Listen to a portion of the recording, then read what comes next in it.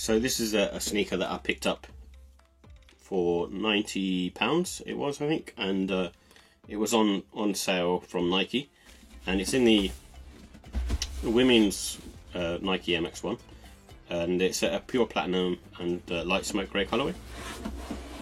And what attracted me to this sneaker is I'm a big fan of the, I suppose, OG colour blocking, and so that's the reason why I picked these up as well. I just really like the way these particular trainers look, and anyone that I find with a different colourway is kind of right up my street really, so I'm definitely sort of interested.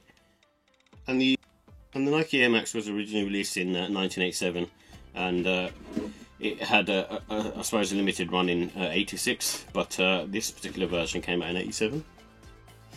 And it was a running shoe at the time, so that's the reason why it was created as a running shoe.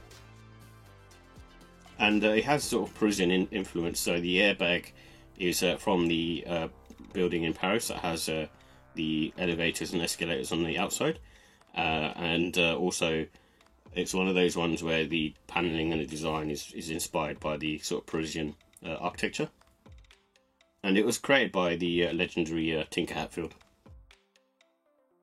With the details, this has a pure platinum, white and light smoke grey colourway. So the pure platinum is the mudguard area and the swoosh with the heel tab as well, and then the rest of this is light smoke grey and all the rest of it being in white. And then the midsole's got this sort of aged sort of sail effect going on. And these have a polyurethane cupsole with the airbag in the heel. So the air unit is one of those ones where it's one of the first trainer to have a visible air unit.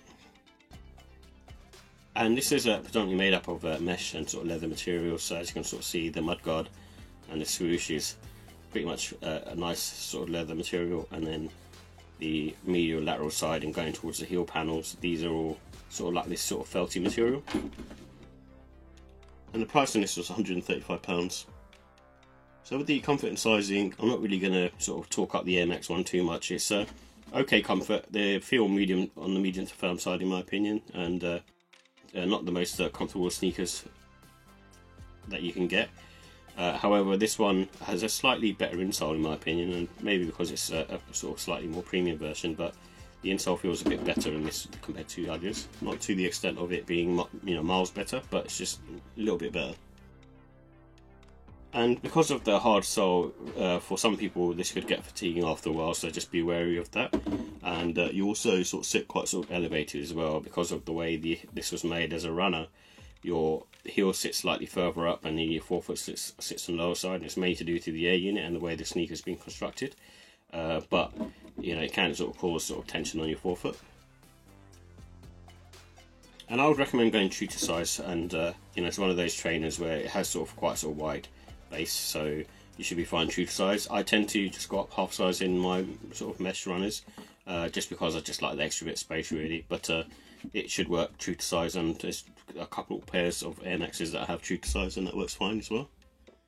And I would say the sole isn't very good for wet conditions. It's one of those ones where the sole is pretty much outdated now. It's not one of those ones that I would sort of look to be relying on, you know, especially sort of on a wet day. So with the look and style, I like the OG colour blocking on this. It's in line with the classic University Red and Royal colourways. So I kind of like this sort of simple colour blocking, and it just looks really cool and sort of quite classical as well. And this is a definite one for sort of spring summertime in my opinion. Like Air Max 1s are the perfect sort of sneakers for that kind of spring summertime environment. And I think with this one in particular, it's because it's sort of a grey colour, you can sort of wear it sort of casually, smart casually. I think these are sort of aged quite gracefully, similar to some of the New Balance silhouettes, where you can also sort of just get away with wearing them with sort of more formal outfits. And there's no reason why you won't be able to wear this with a chino and a sort of nice shirt. And the laces that come with it is white, but you can also put in sort of sail laces to match the midsole, and even grey to match the swoosh and mudguard. So with the final thoughts, I like the fact that the leather quality on this, especially on the mudguard and the swoosh, it's quite sort of nice leather. It kind of reminds me of the Tor Yellows that came out a couple of years back, and that was also a really nice pair. And I also like the OG colour blocking, so that's another thing which sort of won me over. I'm just a big fan of that.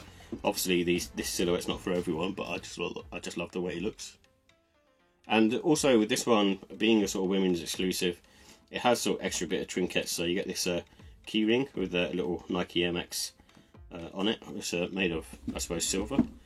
And then also on this side you got, I guess this is a bracelet, and it's got like a little swoosh logo going on as well, so that's a little bit of a nice sort of added extra that you get, which you normally don't get with Air Maxes, but I'm quite sort of happy to have that. Just a sort of nice bit of memorabilia.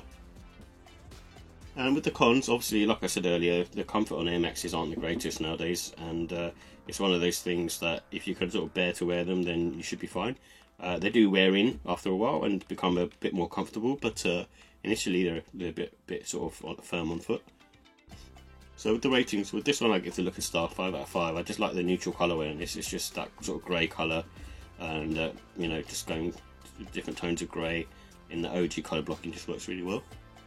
And the comfort, I'm going to give it 3. It's not like an amazing comfort, and it's never going to be amazing comfort unless they sort of radically change the midsole technology. And the quality, I give that a 5. The reason being is just the leather materials on this is nice, and I think the sneakers constructed well overall. I didn't see too much issues with my pair, and also the extra little trinkets that you get is nice as well. And the pricing, I give that a 5. I think you know, £135 with this particular pair, I think it's fine and it's worth the money, because like I said, you get a couple of little extras. However, you can grab them on sale, which they are on sale at the moment. It's definitely worth grabbing, especially for kind of like neutral colourways.